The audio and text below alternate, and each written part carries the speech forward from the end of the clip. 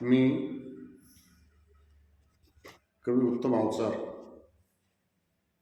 भाऊसाहेब या नावाने कथा कविता लिहितो. माझं एक छोटंसं गाव आहे खेरडा. त्या गावामध्ये सगळ्या सुविधांचा अभाव असतो.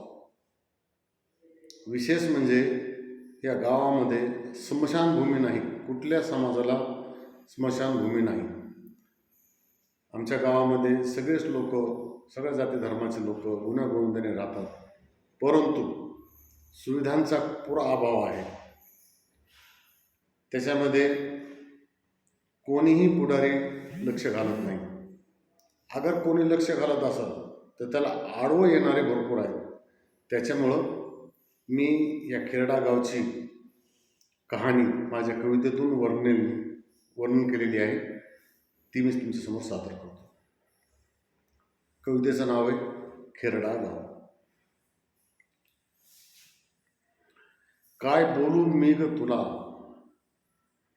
काय बोलू मी ग तुला, चमेलीच्या ग तू फुला. काय बोलू मी ग तुला, चमेलीच्या तू ग फुला. तुझ्यासाठी आलो ग भेटीसाठी खेरडा गावाला. दगडधोंड्याची वाट ग, दगडधोंड्याची वाट ग माझ्या खेरडा गावाची.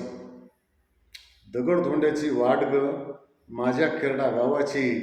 दाट झाडी कच्चा रस्ता तुटलेल्या पुलाची. नाही कधी बस गाडी खेरड्याला, नाही कधी बस गाडी खेरड्याला. चिखल मातीचा ग रस्ता, नाही कधी बस गाडी खेरड्याला. चिखल मातीचा ग रस्ता. पायी चालत आलो घराला, झाकळ पडता तिन्ही सांजला.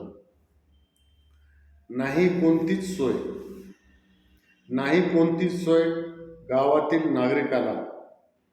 नाही कोणतीच सोय गावातील नागरिकाला. मसणवाटीची सोय नाही ग माझ्या खेरड्याला.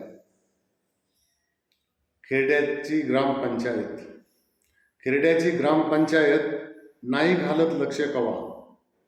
खेरड्याची ग्रामपंचायत नाही घालत लक्ष कवा. गोरगरिबाचे होतात हाल मेल्यावर जवा तवा.